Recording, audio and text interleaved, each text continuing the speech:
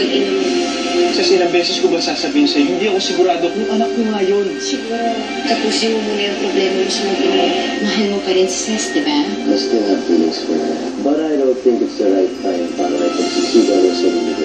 Alam mo, Nick, responsibilidad mo to eh. Kailangan mong protektahan ang mga ina mo. Tama na. Nalit naman si Nick eh. Hindi niya lahat pababayaan ng anak ko. At itigilan na rin niya si Cez. Diba, Nick?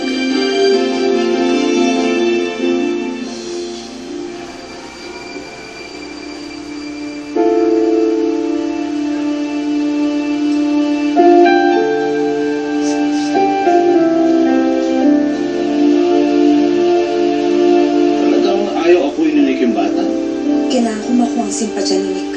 Kukonsensyahin ko siya. Tingnan ko lang kung di ba siya bumigay.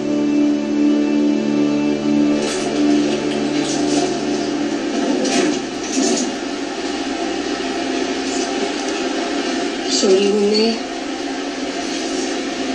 Okay lang kung pagagalitan niyo mo ako. Bakit naman kita papagalitan? Totoo nga ako, nagkita tayo ulit eh.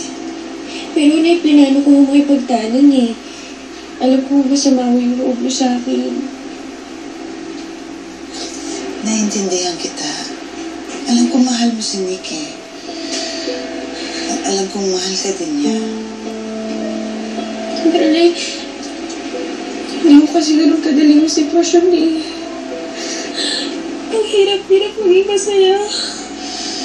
Hindi ko alam kung anong kailangan kong gawin o paano ako magiging masaya sa piling. Hindi ko alam kung may nakagrabyado akong tao. Nay, ang gulo-gulo na ng utak ko. Ano po may dapat kong gawin? Hindi ko rin alam, anak.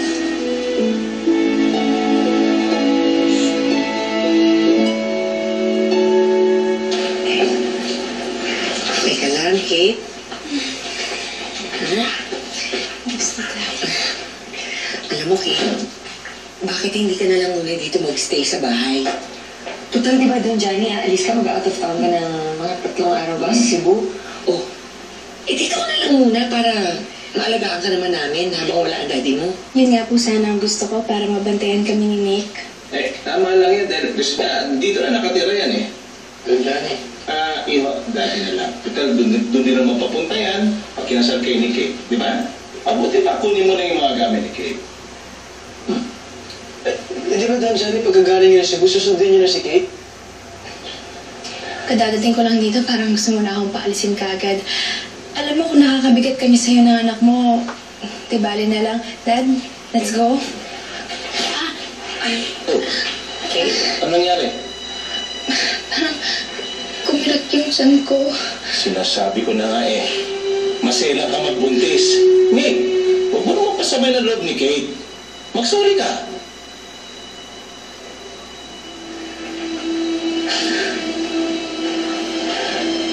Sorry.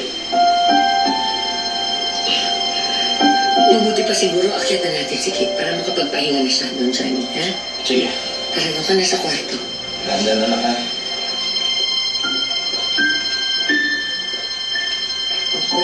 Ayan.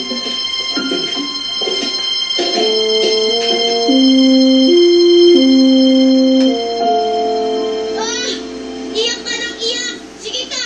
Lalaki mata mo! Isusumbong kita sa mami ko! Ang sasalbahin niyo! Eh di magsumbong ka! Mami lang naman meron ka eh! Oo nga naman! Teka lang, bakit mo siya pinapaiyak? Takbo na! Takbo na!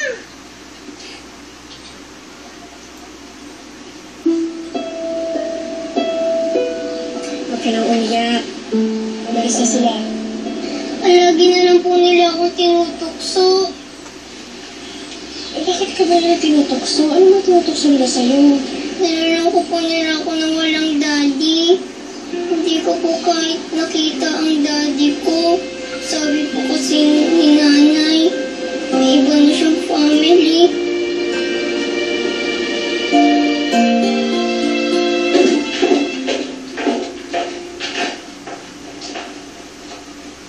Nick, kailangan ka ng mag-ina mo. Anak, alam mo, naintindihan ko si Kate eh. Kasi pinagdaanan ko yung pinagdadaanan niya ngayon. Ganyan-ganyan din ang ginawa sa akin ng daddy mo eh. Yung ginagawa mo sa kanya ngayon. Yung sinabi ko sa kanyang pinagbubuntis kita, ayaw niyang tanggapin. Nick, anak, alam ko nahihirapan ka. Alam kong ayaw mong tanggapin ang kalagayan ni Kate. Mas nahihirapan si Kate. Paano kung hindi pala sa akin? Eh, paano nga kung ikaw? Ayoko lang may mangyari kay Kate o sa bata pagkatapos ikaw ang sisihin nila.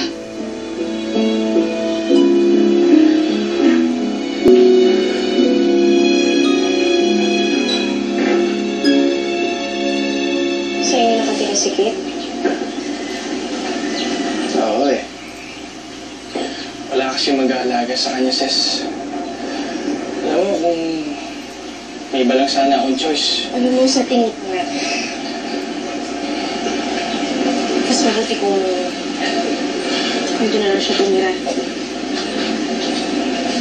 Mas mapapanatag siya, nakikita ka na doon. Mas makakalikaan pa siya.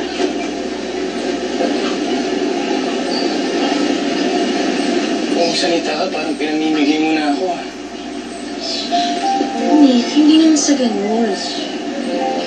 Ayoko lang kasi na may manganib ulit na buhay dahil sa atin. Alam mo ba na halos hindi ako makahinga? Sa sobrang takot ko. Sa sobrang pagkaawa ko. Nakita ko si Ken sa ospital. Sana pa ng doktor makakasama sa kanya kung ano yung nararamdaman niya. Kaya nga tayo lalayo, di ba? Tuloy ang plano natin. Eh, ginawa na natin yun. Eh, kung ano nangyari? Sa sumusabi sa akin, susuko ka. Ngayon susuko ka. Ang tagal natin pinagplanuhan to, Ses. Ses, nagbabago na bang isip mo? Hindi mo na ba ako mahal? Nick, mahal na mahal kita.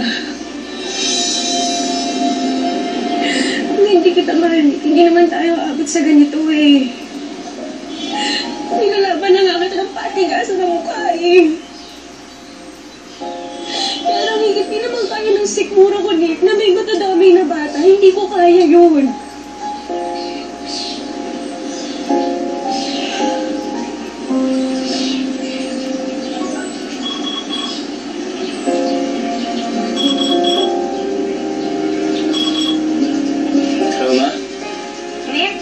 Nick, kanina ka pa hinahanap ni Kate.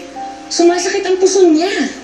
May ikaw muna bahala dyan, ha? Sige, pupunta na ako. Uwi na ako. Kudalian mo, ha? Bye. Sasabihin ako lang umuwi. Babalik din ako. Babalik ako, ha?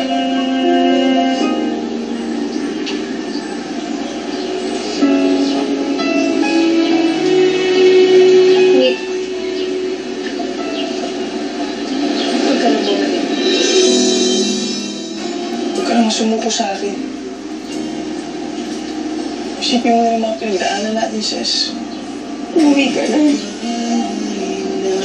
Hintay ka na nila dun sa bahay. Ses.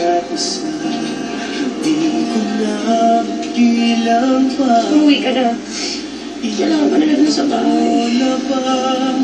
Sige na. Hanggang ngayon, ikaw pa rin sita. Ang nasa puso ko at kaluluwa. Dahil ang pag-ibig ko sa'yo ay hindi magbabago. Kahit kailan ikaw lamang ang Ang hirap naman ang lagay mo. Hindi ka naman mistress. Pero, para ka namang other woman. First, wala naman ako magagawa eh. Kasi kalaban ko, buntis. Paano yan? Ha? Ikaw ang martyr? Ikaw ang magtitiis? Mars, alam mo namang magmatigas ako. Magigilty naman ako nun kung kasama ko nga si Nick. Tapos may mag-inang kailangan siya.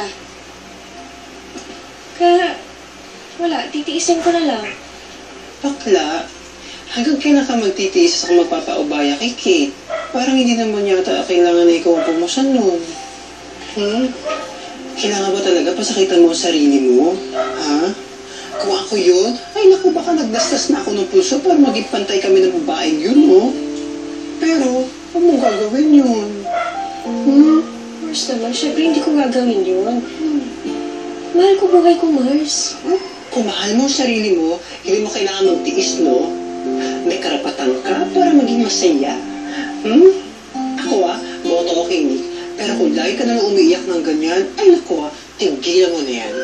Marami pang pwede magmahal sa'yo dyan na iba. Hindi ko na lang gagawin ko, Mars. Mahal ko si Nick, pero hindi ko naman siya pwede ma-angkin. Bakit kasi binigay pa siya sa akin tapos hindi ko naman siya pwede makasama.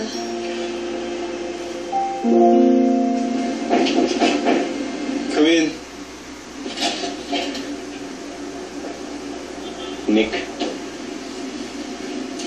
Anong kailangan ninyo, Mr. Grande?